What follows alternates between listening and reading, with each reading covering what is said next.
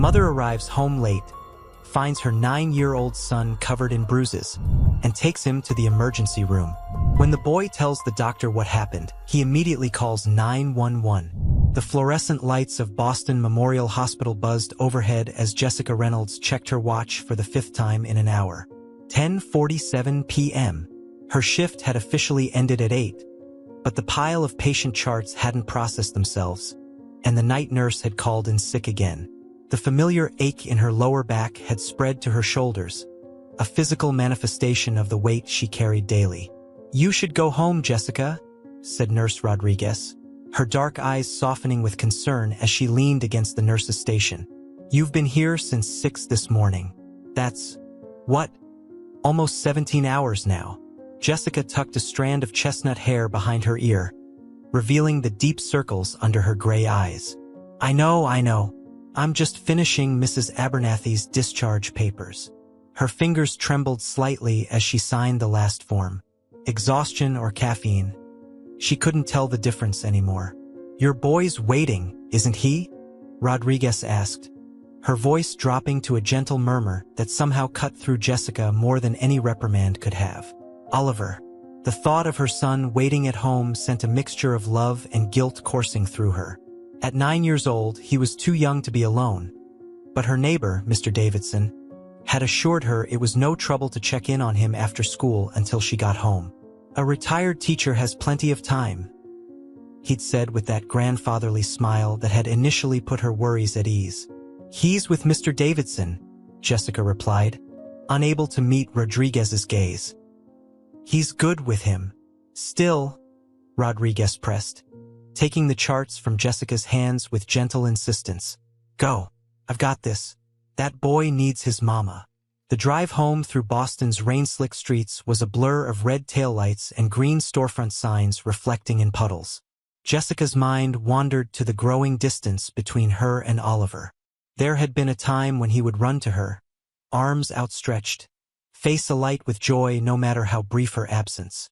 Now, at 9, he greeted her with shrugs and one-word answers, his attention fixed on his video games or sketch pad. Was this normal growing independence, or had her increasing absences created a chasm she hadn't noticed widening? The call from her mother's doctor 3 weeks ago had only complicated matters. Congestive heart failure, they'd said, stable but requiring care. With her mother in a rehab facility in Rhode Island and her sister overseas with the military, the burden of weekend visits fell on Jessica's shoulders. Another responsibility, another absence from Oliver's life. The rain had turned to a fine mist by the time Jessica pulled into the parking lot of their apartment building, a modest 3-story complex in Dorchester that had once been a textile factory. The conversion had left exposed brick walls and large windows, but also drafty corners and temperamental plumbing. Still, it was home, and the rent was manageable on a nurse's salary, if only just. The building was quiet at nearly 11, most windows dark except for the blue flicker of late-night television. Jessica climbed the stairs to the 3rd floor, her footsteps echoing in the stairwell. She paused at apartment 3B, Mr. Davidson's place, wondering if she should knock and thank him for watching Oliver again.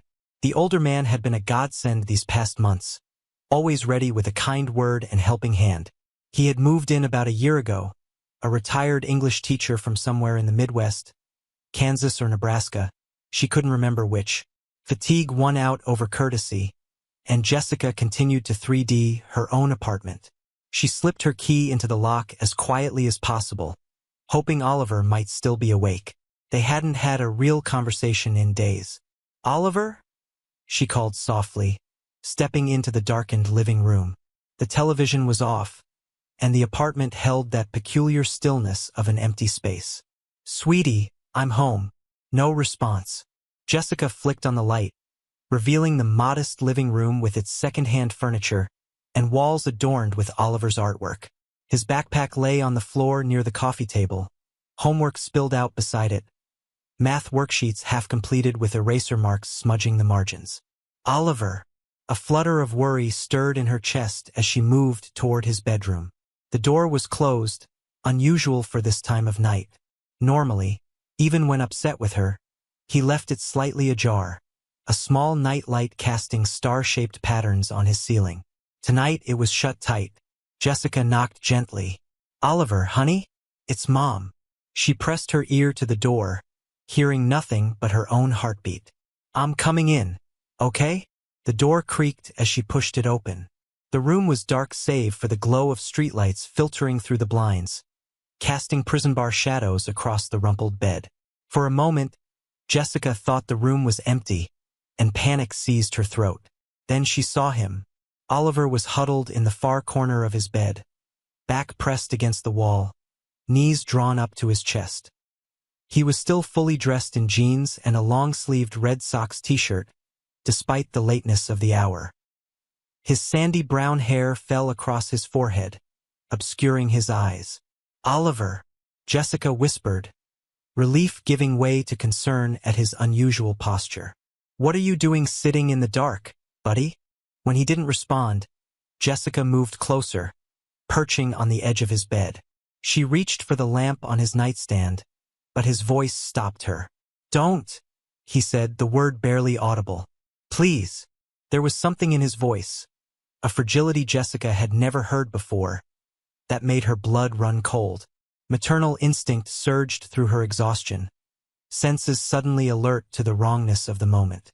"Oliver, look at me," she said, keeping her voice steady despite the rising alarm within her. "What's wrong?" Slowly, painfully, Oliver raised his head. In the dim light, Jessica could see the dark smudge on his cheek, what might have been a shadow if not for the unnatural swelling around his eye. Without thinking, she reached for the lamp again, needing to see. "Mom, don't." But it was too late. The soft glow of the bedside lamp illuminated what the darkness had mercifully hidden. Jessica's breath caught in her throat. Oliver's right eye was swollen nearly shut, a purple-black bruise blooming across his cheekbone. His lower lip was split, a thin line of dried blood crusted at the corner of his mouth. When her eyes traveled down, she saw him clutching his right arm protectively against his side. "Oh my God!" she breathed, horror and fury rising in equal measure. "Oliver, what happened? Who did this to you?" His eyes, one green and clear, the other nearly hidden by swelling, filled with tears. "I fell," he mumbled, the lie transparent and heartbreaking. "No." Jessica's voice was firmer now, nurse mode activating through the maternal panic. "No, you didn't fall. Someone hurt you." She reached toward him, and he flinched, the movement so slight it might have been imperceptible to anyone but a mother. That tiny recoil broke something inside her. "I'm taking you to the hospital," she said, rising from the bed, mind already racing through protocols and procedures she knew by heart from the other side of the curtain. "Right now." "No!" Fear flashed across Oliver's face, genuine and alarming. "I'm okay, Mom. It's not that bad." Jessica knelt before him, careful not to touch him, to give him space despite every instinct screaming to hold him close. "Oliver, I need to know what happened. Please, baby. Who did this to you?"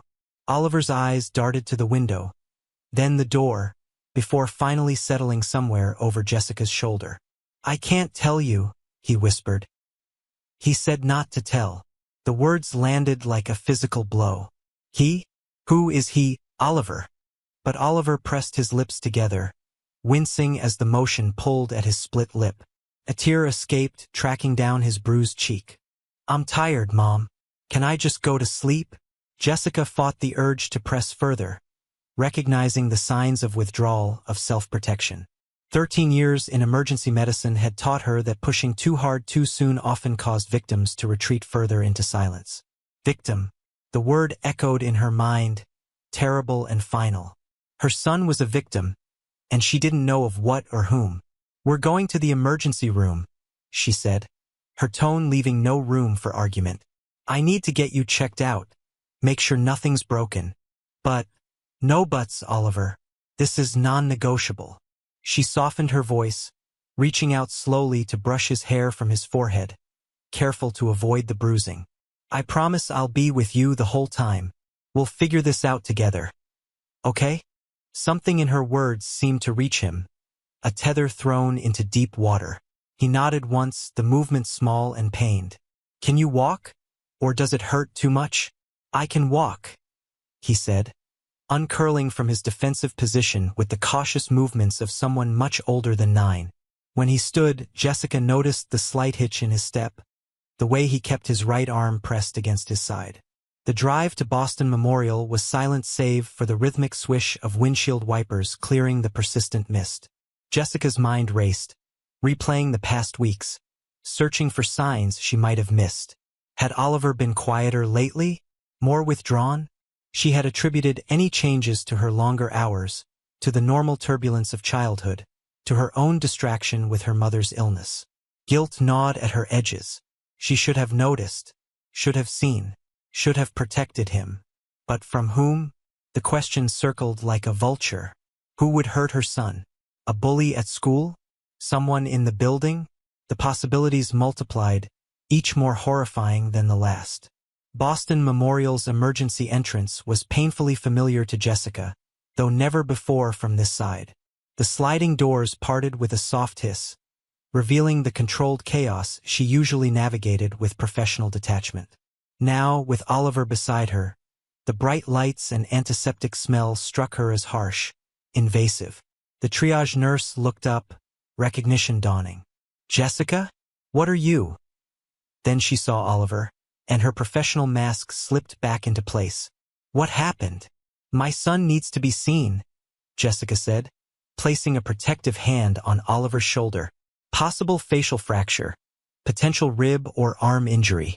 The nurse, Diane, who had covered shifts with Jessica for years, nodded, her eyes communicating what her voice wouldn't in front of Oliver. She recognized the signs as clearly as Jessica did. Room 3 is open. I'll page Dr. Reeves. She handed Jessica the clipboard with intake forms, her fingers lingering a moment longer than necessary. We'll take good care of him, Jessica. Room 3 was one of the smaller examination rooms, designed for non-critical cases that still required privacy. Jessica helped Oliver onto the examination table, the paper crinkling beneath him. She filled out the forms mechanically, aware of Oliver's eyes tracking her movements. Mom! His voice was small, uncertain. Am I in trouble? The question pierced her. No, baby, she said firmly, setting the clipboard aside. You are not in trouble. Not at all.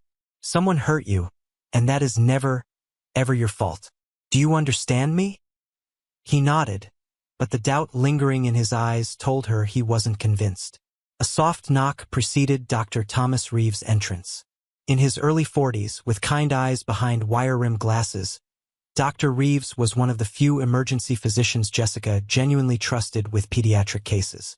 His demeanor changed subtly as he recognized her. Jessica, he said, surprise evident before his training reasserted itself. His eyes moved to Oliver, assessing professionally even as he maintained a gentle smile. And this must be Oliver. I've heard a lot about you from your mom. Oliver didn't respond, his eyes fixed on the floor. I'm Dr. Reeves, he continued, pulling up a rolling stool to sit at eye level with Oliver. Your mom works with me sometimes. Did you know that? She's one of our best nurses. A tiny flicker of pride crossed Oliver's face before disappearing back into wariness. Looks like you've had a rough day, Dr. Reeves said, keeping his voice conversational. Mind if I take a look at those bruises? Oliver glanced at Jessica, who nodded encouragingly. It's okay, sweetie. Dr. Reeves just needs to make sure you're all right. Dr. Reeves' examination was thorough but gentle, his running commentary designed to put Oliver at ease. I'm going to touch your cheek now, just very lightly. Let me know if anything hurts. Good job. Now I need to check your ribs.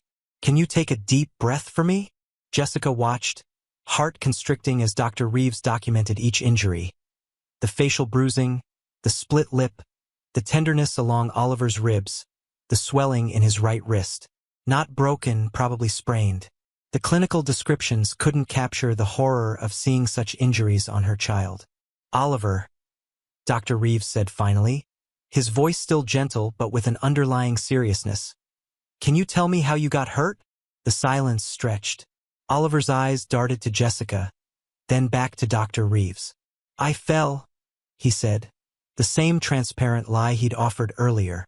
Dr. Reeves nodded, unsurprised. That must have been some fall. Were you at school when it happened? Oliver shook his head. At home, then? Another head shake. Dr. Reeves adjusted his approach. Sometimes, Oliver, people get hurt because someone else hurts them. Has anyone been hurting you? Oliver's breathing quickened, his uninjured hand clutching the paper covering on the examination table. I'm not supposed to tell, he whispered. He said he'd hurt Mom if I told. Jessica felt the blood drain from her face. Oliver, she said, fighting to keep her voice level. No one is going to hurt me or you. You're safe here. We just want to help you. Dr. Reeves continued with practiced calm. Whoever told you that was lying, Oliver. They said that to scare you, but they can't hurt you or your mom anymore. We won't let them. Something in Dr. Reeves' quiet confidence seemed to reach Oliver. He looked up, tears welling in his eyes. It was Mr. Davidson, he said, voice barely audible. He said it was discipline, that I was bad. The name hit Jessica like a physical blow. Mr. Davidson, the kindly retired teacher who had offered to watch Oliver, who had been alone with her son for hours each day while she worked, who had gained her trust with his gentle manner and helpful presence. When did this happen, Oliver? Dr. Reeves asked, while Jessica struggled to process the revelation. Today. And other days too. Oliver's voice grew smaller with each word. He said I was ungrateful, that Mom works so hard and I don't appreciate it, that I needed to learn respect. Jessica's vision blurred with tears of rage and guilt. How had she not seen it? How had she left her child with this monster? Dr. Reeves maintained his professional composure, though a muscle tightened in his jaw. Oliver, what Mr. Davidson did was wrong. Very wrong. No adult should ever hurt a child, no matter what they say the reason is. He turned to Jessica, his expression grave. I need to call the police and file a report with Child Protective Services. This is a clear case of child abuse. The words child abuse echoed in the sterile examination room. Jessica nodded numbly, unable to form words past the knot of emotion in her throat. Dr. Reeves moved toward the phone on the wall, but paused, his hand hovering over the receiver. Is there anything else, Oliver? He asked, his voice gentle but insistent. Anything else Mr. Davidson did that made you uncomfortable or scared? Oliver's eyes filled with fresh tears, his small body beginning to shake with suppressed sobs. He took pictures, he whispered, the words falling like stones. He said they were for a special project. That I was special. Dr. Reeves' expression hardened, and he picked up the phone, dialing 911 with deliberate precision. This is Dr. Thomas Reeves at Boston Memorial Hospital Emergency Department, he said, voice steady and authoritative. I need to report a case of child abuse and possible exploitation. Yes, the victim is here with his mother. He covered the mouthpiece, turning to Jessica. Officers will be here soon. They'll want to talk to both of you. Jessica nodded, moving to sit beside Oliver on the examination table. She wanted to hold him, to wrap him in her arms and shield him from the world, but the way he held himself, tense, guarded, told her he wasn't ready for that. Instead, she placed her hand palm up on the table between them, an invitation rather than a demand. After a moment's hesitation, Oliver's small hand crept into hers, fingers curling with desperate strength around her own. I'm sorry, Mom, he whispered, tears spilling down his bruised cheeks. I tried to be good. I really tried. Oh, Oliver. Jessica's voice broke as she finally allowed her own tears to fall. You have nothing to be sorry for. Nothing. This wasn't your fault. I'm the one who's sorry. I should have protected you. Dr. Reeves finished his call and approached them again. His demeanor softened with compassion. The police are on their way. They'll have a lot of questions, but there's a special detective who works with children. She's very nice. He handed Oliver a tissue, then Jessica. What happens next might be scary, but it's all to make sure you're safe, Oliver. To make sure Mr. Davidson can't hurt you or anyone else. Oliver nodded, seeming to shrink further into himself at the mention of what was to come. Jessica tightened her grip on his hand, a silent promise. Whatever happened next, they would face it together. Outside the examination room, the controlled chaos of the emergency department continued, oblivious to the small tragedy unfolding behind the closed door. Monitors beeped, nurses called out vitals, doctors moved between curtains with practiced efficiency. Jessica had always found comfort in the rhythm of it, the sense of purpose in the midst of crisis. Now, sitting beside her injured son in a room that suddenly felt too small, too exposed, that same environment felt alien and threatening. The longest night of her life had only just begun, and dawn seemed impossibly far away. Detective Laura Morales had seen too many cases like this one. 15 years with Boston PD's Special Victims Unit had left her with a face that rarely betrayed emotion, but the photographs in the medical file made her jaw tighten imperceptibly. The bruising pattern on the boy's torso wasn't random. It was deliberate, methodical, the work of someone who knew exactly what he was doing. The emergency department's family conference room was meant to be comforting, with its soft blue walls and framed watercolors of seascapes. But nothing could soften the reality of what had brought them here at 2:17 a.m. "Mrs. Reynolds," Detective Morales began, her voice gentle but direct. "I understand this is incredibly difficult, but I need to ask Oliver some questions about what happened." Jessica sat rigid in her chair, the foam cup of hospital coffee cooling untouched between her hands.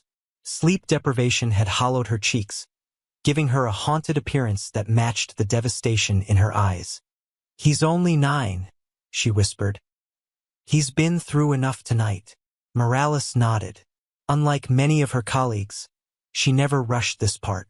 The psychology of trauma was delicate. One wrong move could silence a child forever. "I understand. I've received special training to work with children who have experienced trauma. Oliver won't have to tell his story many times. Just once, to me. We'll record it, with your permission, to prevent him from having to repeat it." Jessica's gaze drifted to the small observation room where Oliver sat with a hospital social worker. Through the one-way glass, she could see him hunched over a drawing pad, his injured arm now properly wrapped in a supportive bandage. His small face was a canvas of bruises, the swelling around his eye having worsened in the hours since their arrival. "Will he have to see Mr. Davidson again?" Jessica asked, the name catching in her throat like a shard of glass. "Not if I can help it," Morales replied with quiet conviction. "We've already dispatched officers to Mr. Davidson's apartment. If what Oliver says matches the evidence we find there, Davidson won't be going anywhere except custody." Jessica closed her eyes, a single tear tracking down her cheek. "I trusted him. I let him into our lives. All those hours." Her voice broke, and she pressed a trembling hand to her mouth. Morales leaned forward slightly. Her dark eyes held a compassion that came from understanding rather than pity. "Mrs. Reynolds, I need to say something that you might not believe right now, but it's important. This is not your fault." A bitter laugh escaped Jessica. "I'm a nurse. I'm trained to recognize signs of abuse. I left my son with a—" She lowered her voice to a harsh whisper. "A predator. How is that not my fault? Abusers like Davidson are experts at deception. They cultivate trust. They present themselves as helpers, especially to people who are vulnerable or overwhelmed." Morales' tone remained steady. "They're counting on your self-blame to keep you silent, to protect them." The detective's words seemed to penetrate Jessica's armor of guilt, if only momentarily. She straightened in her chair, exhaustion giving way to a flash of anger. "What happens now? With Davidson? Based on Dr. Reeves' report and the preliminary statement you've given, we'll arrest him. The district attorney will determine charges once we have Oliver's statement and process any evidence from Davidson's apartment." Morales glanced at her watch. "My colleagues should be executing a search warrant as we speak." Jessica's mind flashed to the apartment across the hall from hers. The bookshelves lined with classics, the framed teaching certificates, the photographs of smiling children from Davidson's years as an educator. Had they all been prey? The thought made her physically ill. When you interview Oliver, Jessica said, her voice steadier now. I want to be there. Morales considered this. Usually, children speak more freely without a parent present. They often try to protect their parents from the full truth. He needs to know I'm not afraid to hear it, Jessica insisted. That nothing he says will make me love him less. After a moment, Morales nodded. All right, but if at any point I feel his disclosure is being inhibited by your presence, I may ask you to step out. Can you agree to that? Yes, Jessica said, then added almost to herself, I've been absent enough already. The interview room had been designed with children in mind. The chairs were lower, the table round rather than rectangular. A shelf held stuffed animals and fidget toys. A digital recording device sat unobtrusively in the center of the table, its red light the only indication of its purpose. Oliver sat beside Jessica, his uninjured hand clutching a small blue stress ball the social worker had given him. His eyes remained fixed on the swirling patterns in the industrial carpet.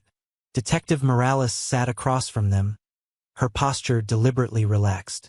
She had removed her blazer and badge, leaving only a simple blouse and slacks. Nothing about her screamed, police. A calculated decision to put Oliver at ease. Hi, Oliver, she began, her voice warm but not falsely bright. My name is Laura. My job is to talk to kids when grown-ups have done things that hurt them or scared them. Oliver's grip on the stress ball tightened, but he didn't look up. There are no wrong answers to any questions I might ask, Morales continued. And if you don't know or don't remember something, that's perfectly okay to say. The most important thing is that you tell the truth, even if you think it might be scary or make someone upset. Do you understand? A small nod. Can you say it out loud for me, please? Just so I know you understand. Yes. The word was barely audible. Thank you, Oliver. That's really helpful. Morales glanced at Jessica, then back to Oliver. I know Dr. Reeves already asked you some questions about how you got hurt. I'm going to ask some more questions about that. Okay? Another tiny nod, followed by a whispered, okay. Can you tell me who hurt you? Oliver's breathing quickened, his eyes darting to Jessica and then back to the floor. Jessica fought the urge to speak, to reassure him, knowing that Morales needed to establish her own rapport with him. Mr. Davidson, Oliver finally said, the name so soft it was almost inaudible. Thank you for telling me that, Morales said. That was very brave. Can you tell me when this happened? Today, after school. Oliver's fingers worked the stress ball rhythmically. And other times too. When did it start? The first time. Oliver's brow furrowed in concentration. After Mom started visiting Grandma in the hospital. When she had to work late too. Jessica felt each word like a physical blow. 3 weeks. Her son had been suffering for 3 weeks while she shuttled between work and her mother's bedside. What happened the first time? Morales asked. Oliver's lower lip trembled. I was playing my game too loud. He said the neighbors would complain. That Mom would get in trouble with the building manager. His voice grew stronger as he recounted the memory. He said I needed discipline. What did he do then, Oliver? He hit me with his belt. On my legs. Oliver's free hand moved unconsciously to his thigh. He said if I told Mom, they'd make her move out because of me. That we'd be homeless. Jessica bit her lip so hard she tasted blood, trying to contain the sob that threatened to escape. Morales gave her a warning glance before continuing. Did it happen again after that first time? Oliver nodded. If I was too loud, or didn't finish my homework, or didn't eat the food he made. The words came faster now, as though a dam had broken. He said Mom was working so hard, and I was ungrateful, that I needed to learn to be a good boy. The clinical part of Jessica's mind, the nurse who had seen abuse cases in the ER, recognized the classic manipulation tactics. Isolation, blame, fear. The human part of her, the mother, wanted to tear apart the universe and rebuild it without men like Davidson in it. Oliver, Morales continued, her tone gentle but persistent. Dr. Reeves mentioned that Mr. Davidson took pictures of you. Can you tell me about that? The change was immediate. Oliver curled further into himself. The stress ball now clutched so tightly his knuckles turned white. "I don't want to talk about the pictures," he whispered. "I know it's hard," Morales said, "but it's very important. Did he take pictures when he hurt you?" A small shake of the head. "Was it different times?" A nod. "Did he ask you to do things for the pictures? Or change your clothes?" Oliver's face crumpled, tears spilling down his bruised cheeks. "He said we were making special art. That I was his special friend." A shuddering breath. "I didn't want to, but he said he'd hurt Mom if I didn't." Jessica couldn't stop herself. She reached for Oliver's hand, careful not to crowd him but needing the physical connection. To her surprise, he gripped her fingers tightly, as though anchoring himself. "You're doing so well, Oliver," Morales said, her voice steady despite the horror of what she was hearing. "Just a few more questions, okay? Did Mr. Davidson ever touch you in ways that made you uncomfortable?" Oliver's entire body tensed. The stress ball fell forgotten to the floor as he pressed himself against Jessica's side. "He tried," came the muffled reply. "Last week." But then Mrs. Patel from upstairs knocked on the door. She brought cookies. His voice broke on the last word, relief and trauma intermingling. "He got really mad after she left. Is that when he hurt you like he did today?" Morales asked. Oliver nodded against Jessica's arm. "He said I'd done it on purpose, that I made noise so she would come. But I didn't, Mom," he said, looking up at Jessica with desperate intensity. "I promise I didn't. I was being quiet like he said." "I believe you, baby," Jessica whispered, her heart shattering all over again. "I believe you." Morales gave them a moment before continuing. "Oliver, do you know if Mr. Davidson has done this to other kids?" For the first time, confusion crossed Oliver's face. "I don't know. He has other kids visit sometimes. I hear them." A pause. "He has a room I'm not allowed to go in. He calls it his studio. That's where he takes the pictures." Morales exchanged a significant look with Jessica over Oliver's head. This was no longer just about Oliver. This was potentially a serial predator with multiple victims. "You've been incredibly brave, Oliver," Morales said, her voice warm with genuine admiration. "The things Mr. Davidson did and said, none of that was your fault. He was wrong, not you." Oliver looked at her directly for the first time, searching her face for truth. "Is he going to jail?" "We're going to do everything we can to make sure he does," Morales replied. "And you just helped us a lot by telling the truth." As if on cue, a soft knock came at the door, and another detective poked his head in. "Detective Morales?" A word. Morales excused herself, leaving Jessica and Oliver in a moment of fragile silence.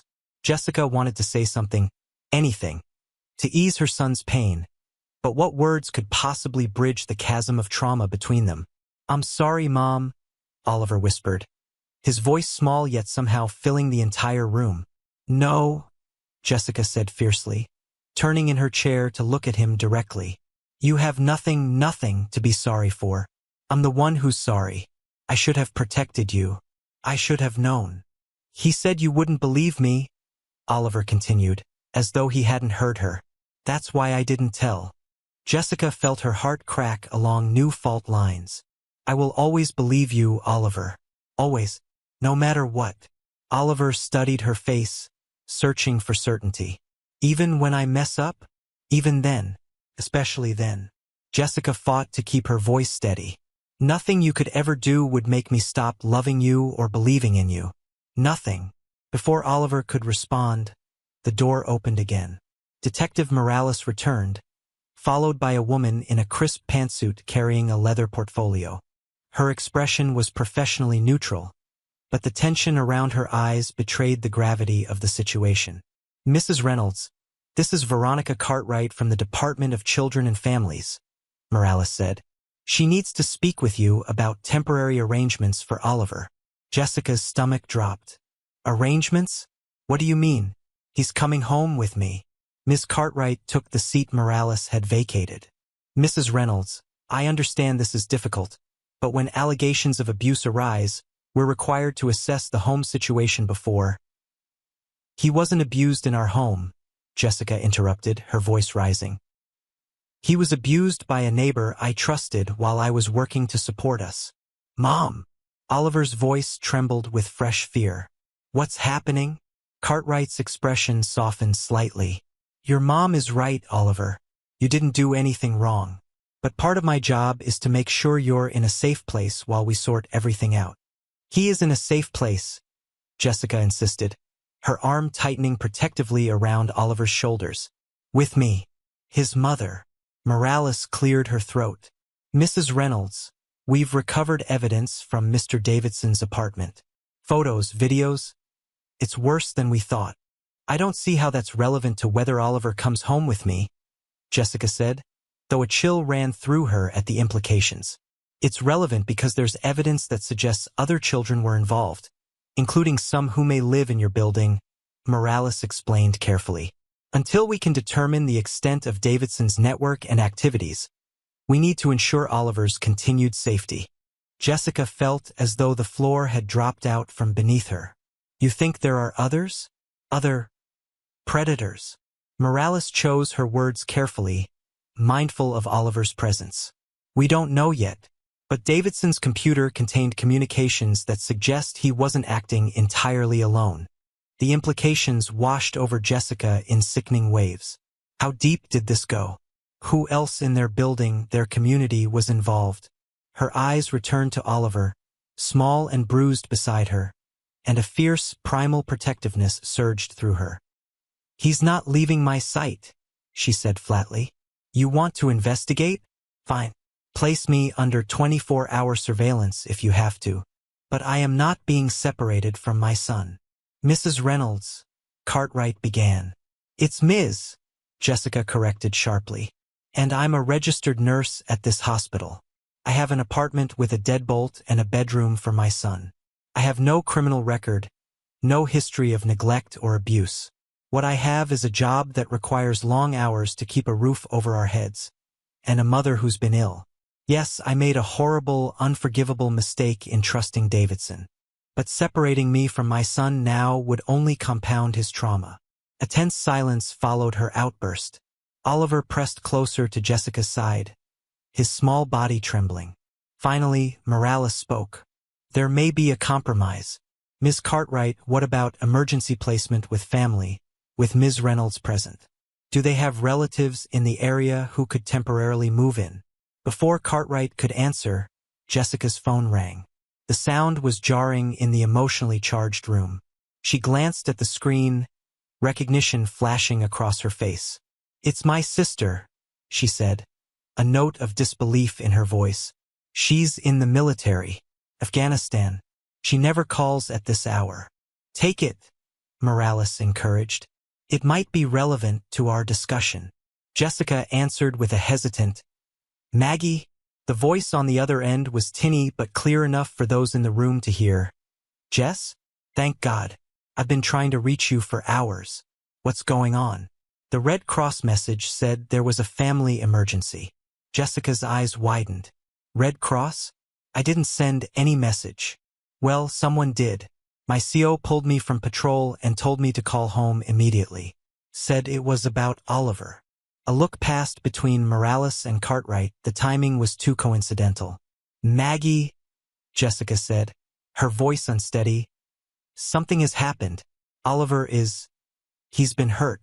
We're at the hospital now. Hurt? How? Is he okay? The fear in Maggie's voice was palpable even through the phone's small speaker. Physically, he'll recover, but... Jessica trailed off, unwilling to explain the full situation with Oliver right beside her. It's complicated. When can you come home? That's why I'm calling. I'm already on a transport to Bagram. They're emergency deploying me back to the States. I should be home within 48 hours. Relief flooded Jessica. Maggie. Solid, dependable Maggie who had practically helped raise Oliver during his first years while Jessica finished nursing school. Who had joined the military to help support them when Oliver's father disappeared before he was even born. Ms. Cartwright, Jessica said, newfound hope steadying her voice. My sister is a staff sergeant in the U.S. Army. She's being emergency deployed home and will be here within 2 days. Would her presence in our home satisfy your concerns about supervision? Cartwright considered this development. Potentially, we would need to conduct a background check, but military service is generally viewed favorably. If she's willing to stay with you and provide additional supervision, it could work as a temporary arrangement. Maggie, Jessica said into the phone. Social services is involved. They're concerned about Oliver staying with just me. If you could stay with us when you get back. Of course, came the immediate reply. Whatever you need. Both of you. Plans were hastily made. Maggie would call with her exact arrival time. In the meantime, Cartwright reluctantly agreed that Oliver could remain with Jessica, provided they stayed at the hospital until morning when a more thorough home safety assessment could be conducted. As the details were finalized, a heavy exhaustion settled over Jessica. The adrenaline that had sustained her was ebbing, leaving behind a bone-deep weariness. Oliver, too, was fading, his body slumping against hers as the emotional toll of the night caught up with him. Morales noticed their fatigue. There's a family room on this floor with a pull-out couch. Why don't you two try to get some rest? I'll have an officer posted outside. No one will bother you.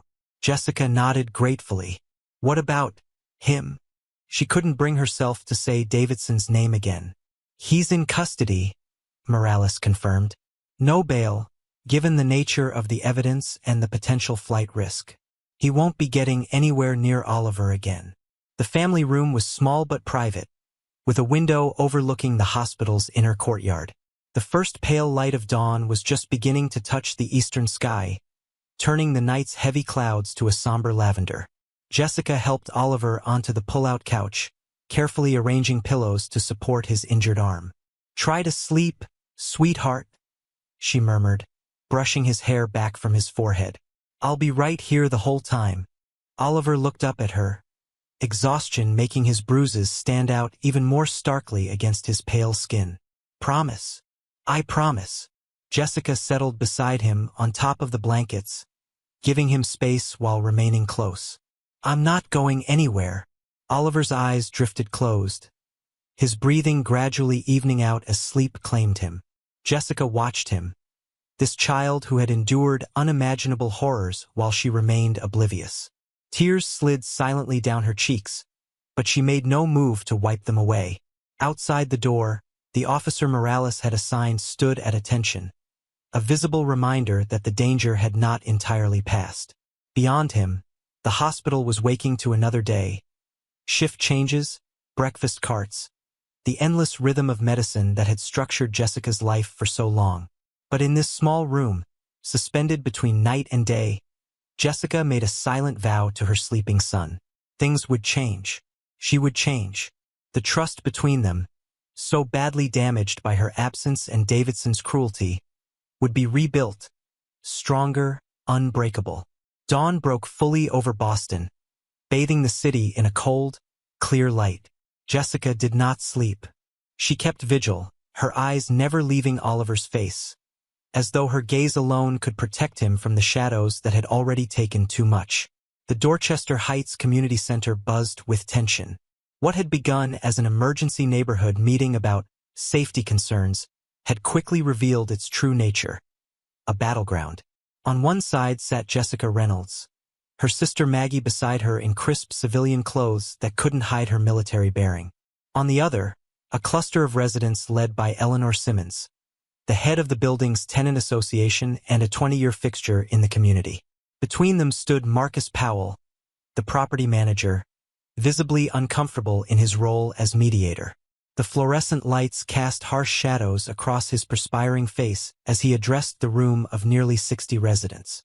I want to emphasize that this meeting is not about assigning blame, Powell said, his voice strained. It's about ensuring the safety of all residents moving forward. Not about blame? Eleanor's voice cut through the murmurs. At 67, with steel-gray hair and a spine to match, she commanded attention without effort. A respected member of our community has been arrested on allegations that have yet to be proven in court. Meanwhile, Rumors are destroying the sense of security we've worked years to build. Jessica felt dozens of eyes shift to her. 3 weeks had passed since that terrible night in the hospital.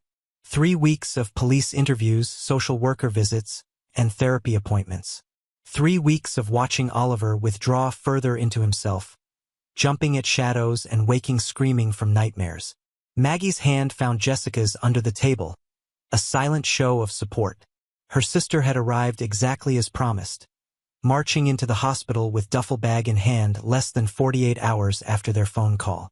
She'd taken emergency family leave, 12 weeks, and moved into their spare bedroom without hesitation, becoming Oliver's constant companion while Jessica navigated the labyrinth of legal and medical appointments. "These aren't merely allegations," Jessica said, her voice steadier than she felt. "The police found evidence in Mr. Davidson's apartment. Physical evidence. Which none of us has seen," countered Eleanor. "William Davidson taught children for 30 years without a single complaint. He volunteers at the Literacy Center. He's been nothing but an asset to this building since he moved in." "He had a record," Detective Morales interjected from her position near the wall. Though not officially part of the meeting, she'd come at Jessica's request. "In Nebraska, 2 allegations that were dropped when the families suddenly moved away. We've located one of those families. The pattern matches what happened here." A murmur rippled through the room. Eleanor's supporters exchanged glances, some uncertain, others unmoved. "If that's true," said Martin Green, a retired accountant from the second floor, "why wasn't it caught before he moved here? Don't they do background checks?" Powell shifted uncomfortably. "Our standard background check includes credit history, rental references, and a criminal record search. Mr. Davidson had no convictions, just as Detective Morales said. The allegations were sealed as part of the settlements." "Settlements?" Maggie repeated, her voice carrying the sharp edge of her military training. "He paid them off." Another ripple through the crowd, louder this time. Jessica scanned the faces around her. Some she recognized from years of hellos in the hallway or elevator. Others were strangers, despite living mere walls away. How many had children? How many had left those children with Davidson, believing as she had that he was a kindly retired teacher with time on his hands? "Mrs. Patel," Jessica said suddenly, addressing an Indian woman in her 40s who sat near the back, her 8-year-old daughter beside her. "You brought cookies to Mr. Davidson's apartment a few weeks ago. Do you remember?" Mrs. Patel nodded, confusion crossing her face. "Yes, it was Thursday. I made too many for my cooking class." "Why?" Jessica hesitated, aware of Oliver's privacy but needing to make these people understand. "You saved my son that day. Davidson was about to—" She couldn't finish, but her expression conveyed what words couldn't. Mrs. Patel's hand flew to her mouth, her eyes widening in horror. She pulled her daughter closer, whispering something in her ear before sending her to wait in the hallway with an older boy who must have been her son. "Ravi spent time with Mr. Davidson," Mrs. Patel said after the children had gone, her voice trembling, "for English tutoring. He said Mr. Davidson was helping him prepare for the spelling bee." Her eyes sought Jessica's across the room, a mother's fear recognizing its twin. "Did he?" "We're still investigating all potential victims," Morales interrupted gently. "But this is exactly why we're asking parents to speak with their children and report any concerning interactions." "This is outrageous," Eleanor broke in. "We're treating a man as guilty before his trial. William has friends here, supporters. He deserves the presumption of innocence. And our children deserve protection," Jessica countered, a new fire in her voice. "I'm not asking anyone to form a lynch mob. I'm asking parents to be aware, to talk to their kids, to look for signs I was too blind to see in my own son." A tense silence followed. Jessica could feel the room shifting, invisible lines being drawn as people processed the implications, deciding where they stood. Powell cleared his throat. "In light of the ongoing investigation, the management company has implemented new security measures. Key fob access only to all exterior doors. Security cameras in common areas. Background checks are being expanded for new tenants. A bit late for that, someone muttered. What about Davidson's apartment? Asked a young father Jessica recognized from the playground. All his stuff is still there. My kids ask about him every time we pass his door. The apartment is considered a crime scene, Morales explained. Once the investigation concludes, management will handle it according to tenant law. And his rent? Eleanor pressed. Is he expected to pay while incarcerated? Or is management planning to evict a man who has yet to be convicted? Powell's discomfort visibly increased. The legal department is reviewing our options. Mr. Davidson paid 6 months' rent in advance when he moved in. There are still 4 months remaining on that payment. Jessica felt bile rise in her throat at the thought of Davidson's presence lingering in the building through his possessions. His paid rent, his defenders like Eleanor. Her hands trembled slightly as she gathered her notes, suddenly desperate to escape the suffocating tension of the room. I think we've covered the essential information, she said, rising from her chair. Detective Morales has left contact information for anyone with concerns or information. The victim advocate's number is there as well, for families who may need support. Eleanor stood as well, her height allowing her to meet Jessica's gaze directly across the table. Jessica, no one is saying what happened to Oliver wasn't terrible. We're all devastated. But destroying a man's reputation before he's had his day in court. His day in court will come, Jessica interrupted, her voice low but intense. And when it does, Oliver will have to relive every moment of his trauma in front of strangers. He'll have to face the man who hurt him and be called a liar by defense attorneys. So forgive me if I don't share your concern for William Davidson's reputation. Without waiting for a response, Jessica gathered her belongings and headed for the door, Maggie close behind. As they crossed the room, Mrs. Patel intercepted them, her eyes bright with unshed tears. My Ravi, she said softly. He has been having nightmares, refusing to do homework. I thought it was normal boy things, but now, she pressed a slip of paper into Jessica's hand. My number, perhaps we could talk? Mother to mother. Jessica felt a complex wave of emotion. Grief for another child who might have suffered, relief at finding an ally, determination to create some meaning from their shared pain. Of course, she said, tucking the paper carefully into her purse. Anytime. Outside, the early October evening had turned cool, leaves skittering across the community center parking lot in the brisk wind.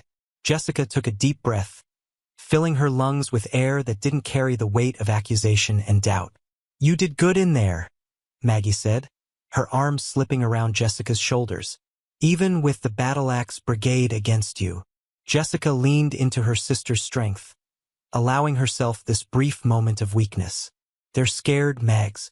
It's easier to believe I'm overreacting or Oliver is confused than to accept that they might have left their children with a predator. Maybe. Or maybe they're just assholes. Maggie's bluntness, honed by years in a male-dominated military, was oddly comforting in its familiarity. Come on, let's get back to Oliver. That new art therapist is coming at 7, right? The mention of Oliver redirected Jessica's focus. Her son had been with Mrs. Houghton, their elderly neighbor who had stepped forward to help after learning what happened. Unlike some in the building, Mrs. Houghton had never doubted Oliver's account, perhaps because, as she'd confided to Jessica, her own brother had suffered similar abuse as a child. Yes, Dr. Wilson. She specializes in trauma work with children. The victim advocate says she's the best. As they walked to Maggie's car, Jessica's phone rang. The number was unfamiliar, but with so many agencies and officials involved in Oliver's case, she'd learned to answer every call. Hello, Ms. Reynolds? This is James Bennett from the district attorney's office. Jessica tensed. Bennett was the prosecutor assigned to Oliver's case.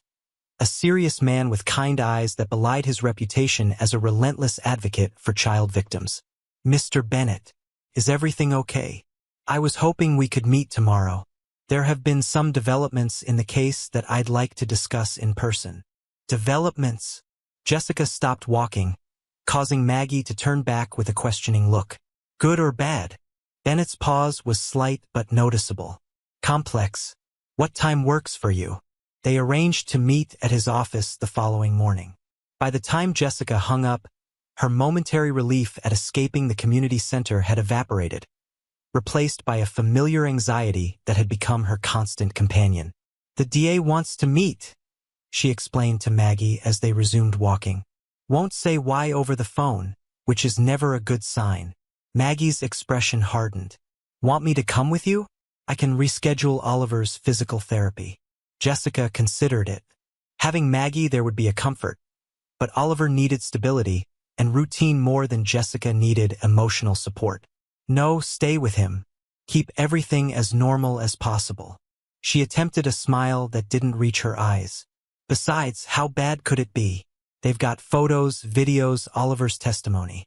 Davidson's going away for a long time. But even as she said it, Jessica couldn't shake the feeling that the worst was yet to come. Dr. Naomi Wilson's office was deliberately unlike a traditional therapist's space. No leather couch, no desk creating barriers between her and her young clients.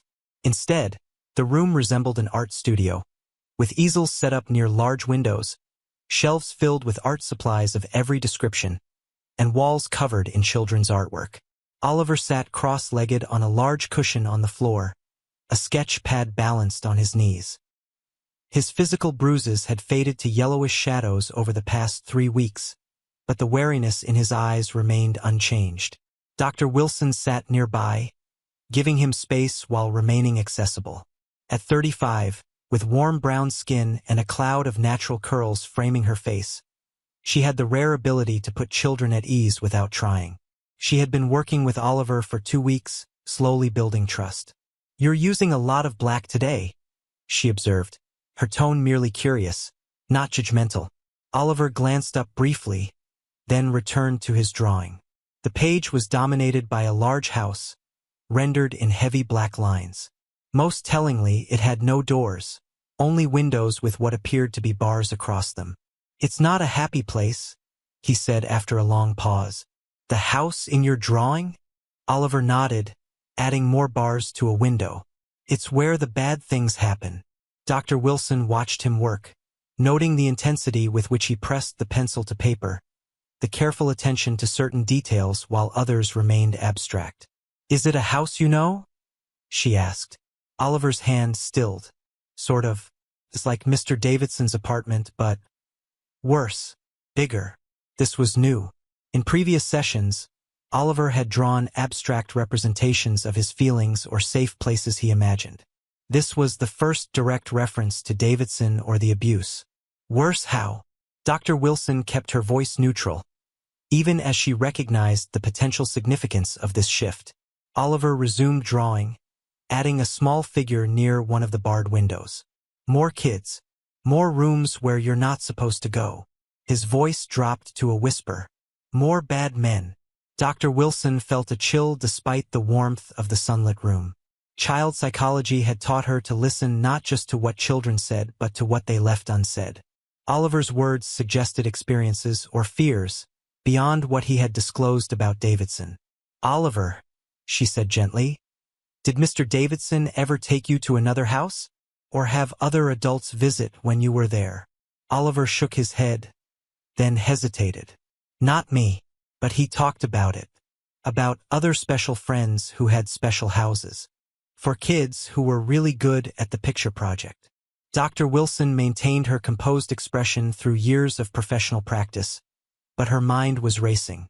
If Davidson was part of a network, if he was grooming children for other predators, the case had just expanded beyond a single abuser. Did he ever mention names? Of these other friends or the houses? Oliver's pencil pressed harder, the lead breaking with a small snap. "I don't remember." His breathing quickened, a sign of anxiety Dr. Wilson had learned to recognize. "Can I draw something else now?" "Of course."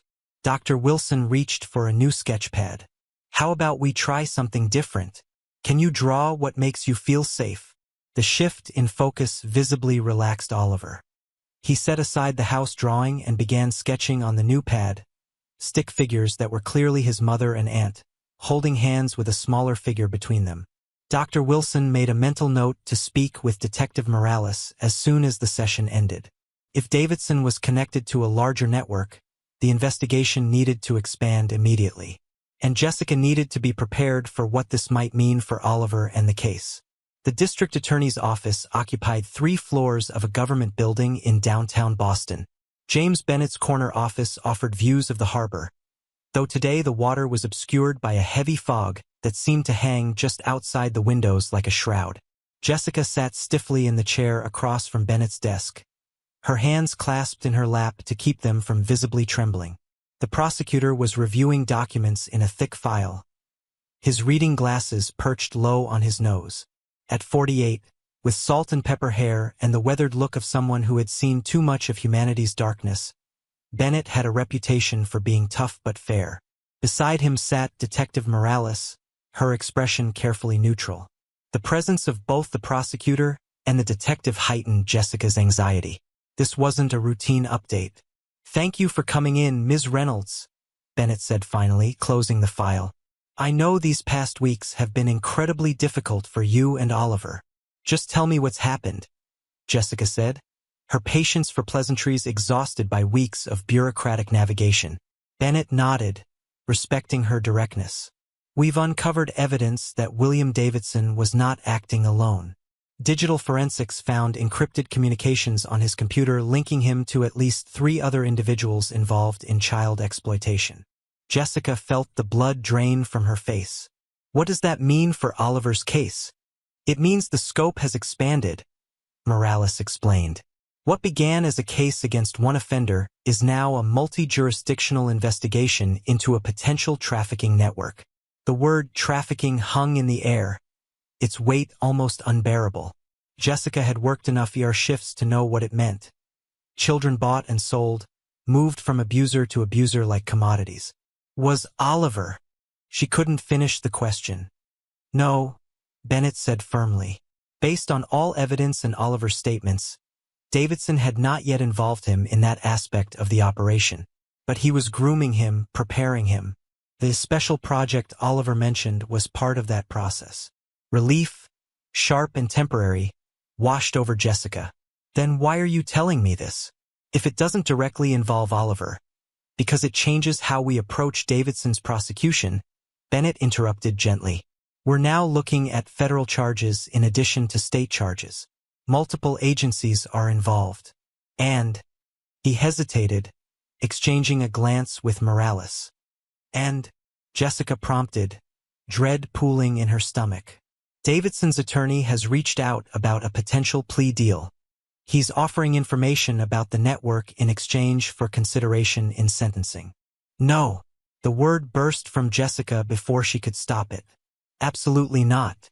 He tortured my son, took pictures, threatened him, and you want to offer him a deal."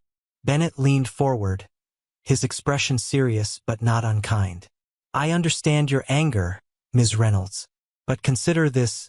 Davidson going to trial means Oliver testifying, being cross-examined by defense attorneys who will try to discredit him. It means those photos potentially being entered into evidence. It means years of appeals and parole hearings, repeatedly dragging Oliver back into the trauma. A plea deal, if properly structured," Morales added, "could spare Oliver that ordeal while still ensuring Davidson serves significant time. More importantly, it could lead to the identification and prosecution of others in the network, potentially saving dozens of children from abuse." Jessica felt trapped between impossible choices. The thought of Davidson receiving any leniency made her physically ill. Yet the prospect of Oliver enduring a trial, facing his abuser, being questioned and doubted, that was equally unbearable. "What would the deal look like?" she asked finally, the words tasting like ash. 20 to 25 years, no possibility of parole for at least 15, Bennett replied. "Sex offender registration for life, permanent restraining order protecting Oliver, and full cooperation in the investigation and prosecution of his associates. Without the deal, what's he looking at? Maximum of 40 years on the state charges. But with a good attorney, multiple appeals, the possibility of parole after 10 to 12 years exists. And no guarantee he'd provide information on the network." Jessica closed her eyes, trying to process. The system that was supposed to protect children seemed designed instead to offer second chances to those who harmed them.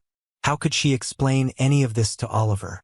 "I need to think about it," she said finally, "and discuss it with Oliver's therapist. This isn't just my decision." Bennett nodded, understanding in his eyes.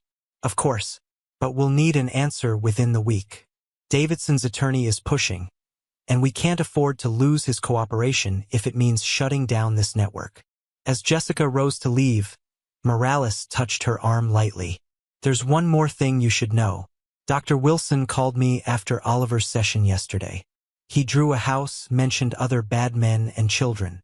It aligns with what we're finding in Davidson's communications." A cold dread settled over Jessica. "What are you saying?" "Oliver may know more than he's consciously told us," Morales explained gently. "Davidson might have spoken more freely around him than we realized. Which means he could be a key witness against not just Davidson, but others in the network," Bennett finished. "If it comes to that." Jessica felt her world tilting yet again, the ground beneath her feet no longer stable. She had wanted justice for her son, protection for other children. But at what cost to Oliver's recovery?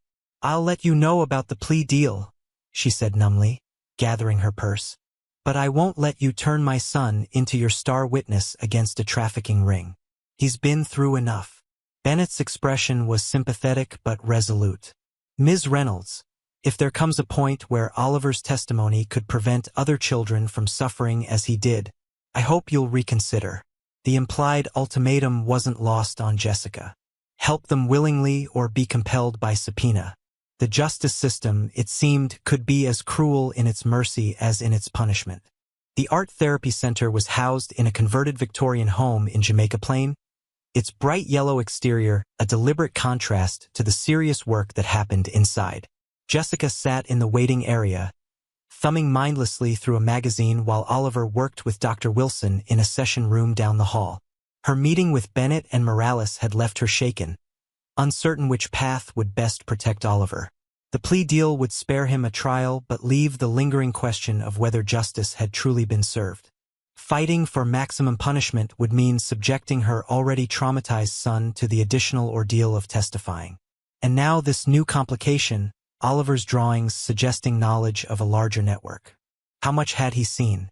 How much had Davidson revealed, perhaps not realizing the significance of what he was sharing with a child he considered under his control? "Ms. Reynolds." Jessica looked up to find Dr. Wilson standing in the doorway, her expression serious but not alarming. Oliver wasn't with her. "Is everything okay?" Jessica asked, setting aside the magazine. "Oliver is finishing up a drawing. I wanted to speak with you privately first." Dr. Wilson took the seat beside Jessica, turning to face her directly. Today's session was significant. Oliver produced several drawings that provide important insights into his experiences. "Detective Morales mentioned you called her about yesterday's drawing. The house." Dr. Wilson nodded. "Yes, and today he expanded on that theme. But what I want to discuss goes beyond potential evidence." She paused, choosing her words carefully. One of Oliver's drawings today was particularly detailed. It shows what appears to be a specific location, a room with distinctive features that he describes as the picture room in Mr. Davidson's apartment. Jessica's pulse quickened. "I thought the police searched the entire apartment." "They did, but according to Oliver's drawing, there's a hidden space accessible through what looks like a regular closet. He was very precise about its location and how to access it." "Why would he draw that now, after all these weeks?" Dr. Wilson's expression softened with understanding. "Trauma doesn't process linearly, Ms. Reynolds. Oliver is feeling safer, more supported. As that safety grows, his brain is allowing him to access memories that were too threatening before.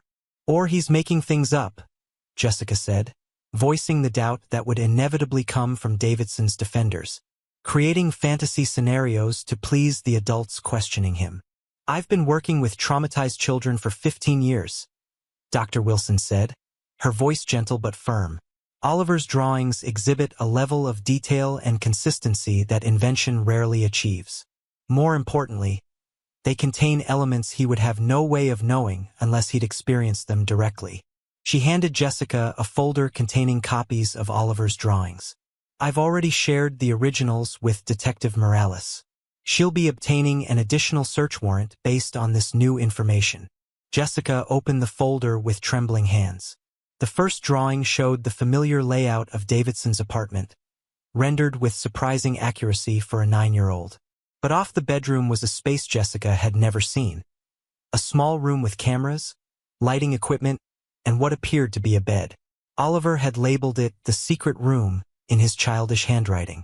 The second drawing was a close-up of a bookshelf with an arrow pointing to a specific book, Mythology Stories, indicating it was somehow significant. The third showed a small door behind the shelf. But it was the fourth drawing that made Jessica's blood run cold. A stark, barred window above a simple bed, with small shapes that might have been children sitting on the floor. In the corner stood a stick figure labeled Mr. D, holding what looked like a camera, and beside him, another figure, taller, with a shock of red hair, labeled simply the other man. He drew another person, Jessica whispered.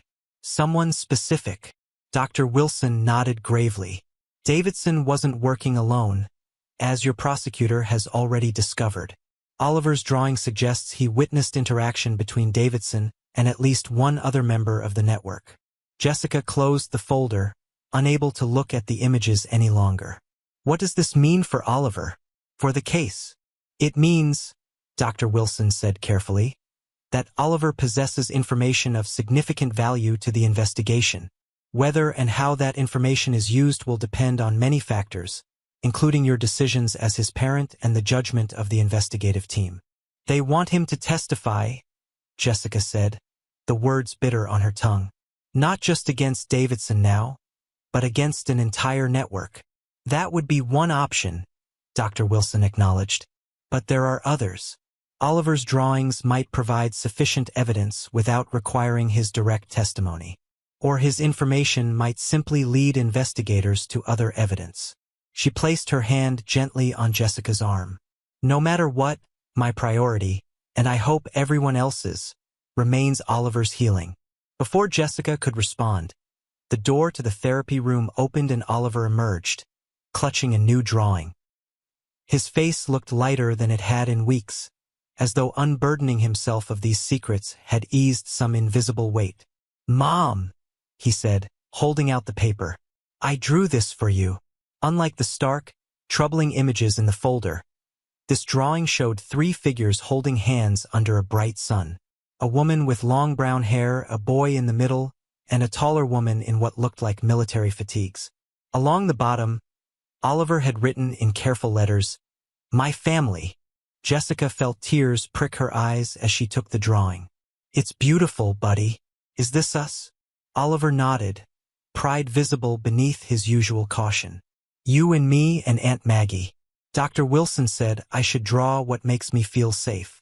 The simple statement cut through Jessica's swirling thoughts, bringing clarity. Whatever decisions lay ahead, plea deals, testimony, investigations, this was what mattered. Oliver feeling safe. Oliver healing. Oliver reclaiming his childhood from the shadows Davidson had cast.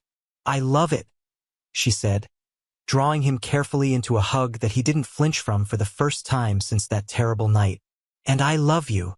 Over Oliver's head, she met Dr. Wilson's gaze. The therapist gave a small nod of approval and something more, a silent acknowledgement of the difficult path ahead and the strength Jessica would need to navigate it. As they left the center, Oliver's hand tucked trustingly in hers. Jessica's phone buzzed with a text from Detective Morales. "Search warrant approved. Executing tonight. Call me tomorrow." Jessica slipped the phone back into her pocket without responding.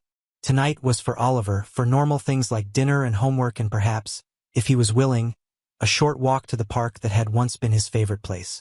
The battle for justice, with all its compromises and complications, would still be there tomorrow. The October afternoon had turned golden, sunlight filtering through trees just beginning to turn. Overhead, a flock of geese flew in perfect V formation, heading south for winter. Oliver pointed up at them, his face momentarily alight with the simple wonder of a child.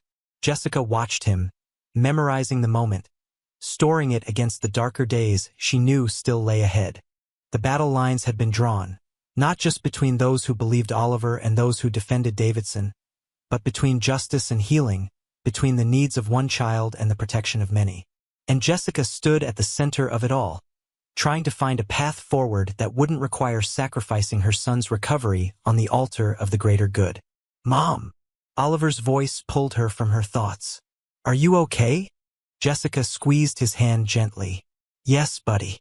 I'm okay. Let's go home." But as they walked toward the subway, Jessica couldn't shake the feeling that their definition of home had been irreparably changed.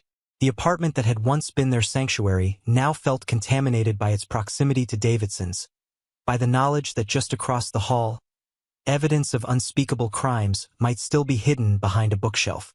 Tomorrow would bring new revelations, new decisions. For tonight, Jessica would focus on the small victory represented by Oliver's drawing, the knowledge that despite everything, he still had a place where he felt safe. It wasn't much, perhaps, but in the storm they were weathering, it was enough to keep them afloat for one more day.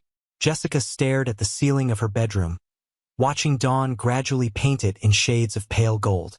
Sleep had eluded her again, her mind too occupied with the weight of decisions that seemed to have no right answers.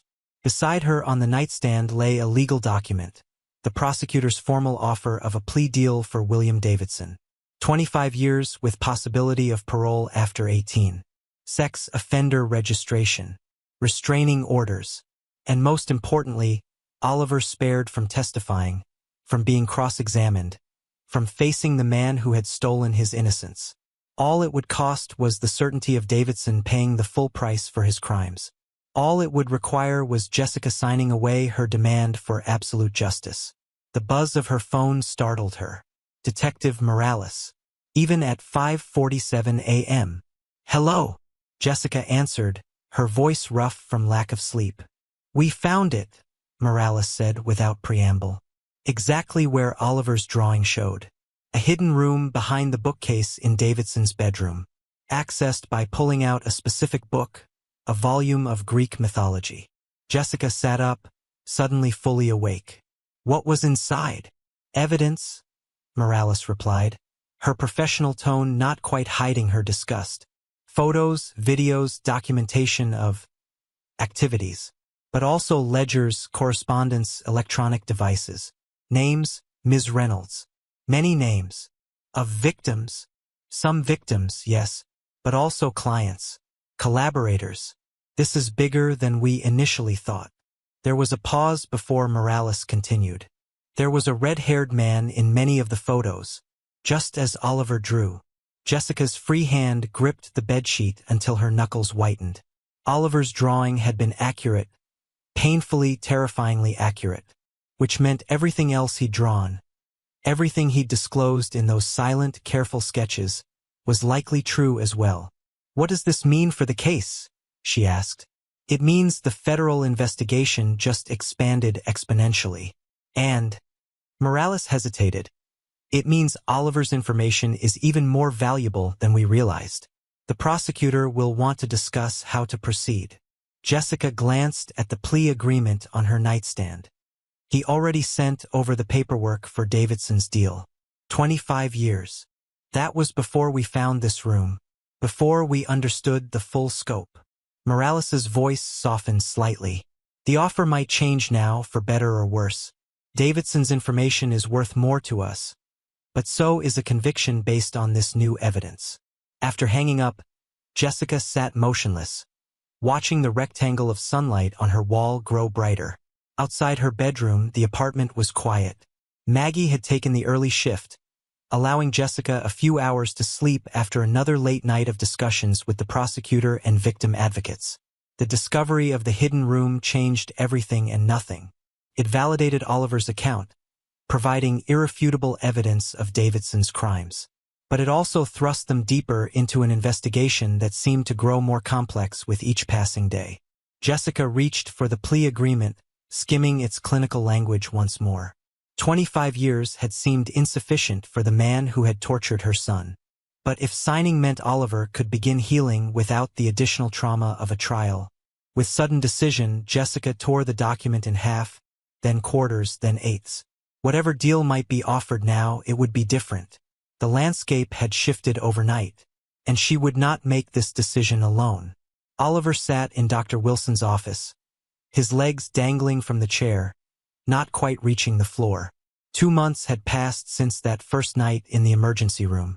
The physical bruises had faded completely, though he still favored his right wrist occasionally when tired. Today they were not drawing. Today was for talking. A step Dr. Wilson had approached carefully, allowing Oliver to set the pace for when words might accompany his powerful images. "The police found the room you drew," Dr. Wilson said, her voice level. "You helped them discover very important evidence." Oliver's eyes widened slightly, a mix of surprise and vindication crossing his face. "They found the secret door?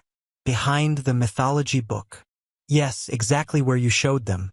You have an excellent memory for details." Oliver picked at a loose thread on his jeans. "Mr. Davidson said I was observant. That's why he chose me for his project."